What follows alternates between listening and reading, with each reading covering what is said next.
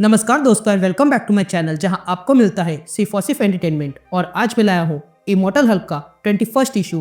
तो यार, वीडियो पे नए हो तो वीडियो को लाइक कर देना और चैनल पे नए हो तो सब्सक्राइब कर देना। और साथ ही मेरे चैनल पर ज्वाइन बटन स्टार्ट हो गया है तो आप वहां से ज्वाइन कर सकते हो। और उसी के साथ अब आप मुझसे व्हाट्सएप पर जुड़ सकते हो, जिसका लिंक मैं आपको डिस्क्रिप्शन में दे दूंगा।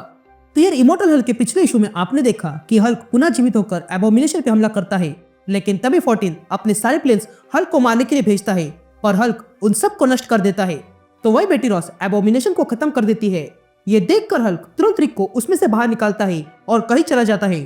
तो अब आगे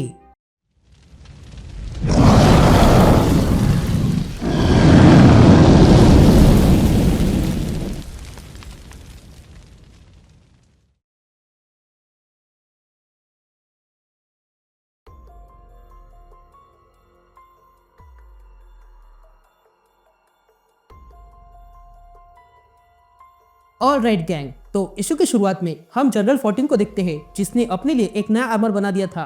तभी मैकगोवन 14 से कहती है, मैं तुम्हें बता रही हूँ, मैं इसे अप्रूव नहीं करती हूँ।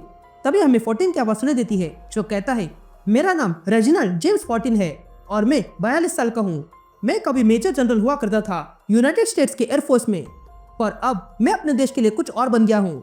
यहाँ 14 मैकगोवन की बात सुनता है और कहता है, मैं जानता हूँ कि तुम इसे अप्रूव नहीं करोगी। जिस पर मैकगोवन कहती है, तुम कहना चाहते हो कि और लोग मरने वाले हैं।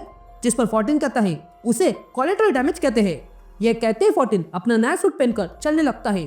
तभी मैकगोवन कहती है कि तुम अपने आप को मार रहे हो। ये ट्रांसलोकेशन खतरनाक मेथड है और तुम कोई रीड रिचर्ड्स नहीं हो जो उसे आसानी से कर सको। तुम सीधा सीधा अर्थ के ऑर्बिट में घुसने वाले हो। जिस पर 14 कहता है, हाँ, इसीलिए मैंने ये रिडीमर आर्मर पहना है। ये सील्ड और ऑक्सीजनेट है। अगर मैं मिस हो गया तो भी मैं ओपन स्पेस में जीवित रहूंगा। ये कहते 14 एक मशीन में खड़ा हो जाता है। तभी 14 मैकगोवन से कहता है, तुम जानती हो अगर मैं वापस नहीं आया तो क्या करना है। ये कहते 14 ट्रांसलोकेशन ऑन करता है। लेकिन तभी मैकगोवन कहती है, रुक जाओ जनरल, हमें पहले डबल चेक करना होगा, हो सकता है इसमें एरर हो। जिस पर 14 मैकगोवन से कहता है, यही तो फर्क है मुझ में और तुम में, मैं रिस्क उठाने के लिए तैयार हूँ। ये कहते 14 वहां से गायब हो जाता है। यहाँ सीन शिफ्ट होती है और हम एब्जॉर्बिंग मैन और टाइटेना को देखते हैं, जो बात कर रहे थे। तभी कार्ल कहता है, मैंने कभी सोचा नहीं था कि मैं अपने आप को सोल्जर या सुपरकॉप देखूंगा। लेकिन तभी टाइटेना कहती है कि सैमसन हमसे कुछ छुपा रहा है और सच क्या है यह जानने के लिए हमें सैमसन को तोड़ना होगा ताकि वो सच बता दे। लेकिन तभी वहाँ 14 टेलीपोर्ट होकर आता है और आते ही वो कार्ल पे हमला कर देता है, जिसके कारण कार्ल वहीं पर पिघल गया था। ये देखकर टाइटेनिया 14 पर हमला करती है और कहती है, ये तुमने क्या किया। जिस पर 14 कहता है, मैंने उसे अभी अभी मार डाला है। ये सुनते ही टाइटेनिया क्रोधित हो जाती है और 14 पर हमला करने जाती है। लेकिन 14 उसे भी मार डालता है और वहां से चला जाता है। अब कहानी पास्ट में आती है और हम हल्क को देखते हैं, जो तबाही कर रहा था। तो वही हम रॉस को देखते हैं, जिसने वहां पर 14 को भी लाया था। तभी 14 हल्क को देखता है और कहता है, हम इससे लड़ाई कैसे कर सकते हैं। ये सुनते ही रॉस 14 से कहता है, मैं जानता हूँ तुम्हें डर लग रहा है, पर मैं तुम्हें आज इसे हैंडल करना सिखाऊंगा। ये कहते ही रॉस 14 को एक छोटी सी बच्ची दिखाता है और कहता है, ये देख रहे हो, इस लड़की ने अभी अभी अपना घर खोया है। अब से इसकी लाइफ पहले जैसी नहीं होगी। और ऐसे कई सारे लोगों ने अपना घर खोया है। तुम्हारी तरह जब मेरे मन में ऐसे सवाल आते हैं तब मैं पुरानी बातें याद करता हूँ और तुम्हें भी यही करना होगा। जिस पर 14 कहता है, ठीक है, मैं ऐसा ही करूंगा। अब प्रेजेंट में हम सैमसन को देखते हैं, जो एबोमिनेशन के बॉडी को जांच कर रहा था। तभी सैमसन कहता है, वॉल्टर, मेरी बात याद रखना, इसे कभी भी अपने हाथों से मत छूना। तभी वॉल्टर लाश की जांच करते हुए कहता है, ये क्या, मुझे लगता है कि ये किसी तरह का आर्मर है जो किसी ने पहना हुआ था, या फिर हो सकता है ये शेल हो। लेकिन तभी वहां पर खड़े यूजिन पर हमला हो जाता है और तब हम वहां पर 14 को देखते हैं।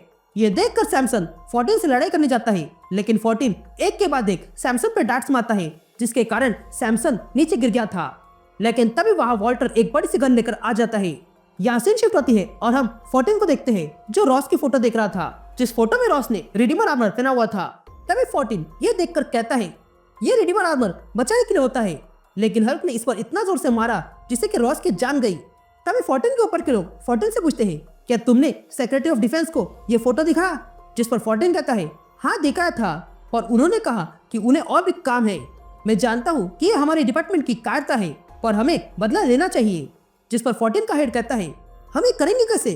जिस पर 14 कहता है, अगर आप मुझे रिसोर्सेज प्रोवाइड कर देंगे तो मैं सब संभाल लूंगा।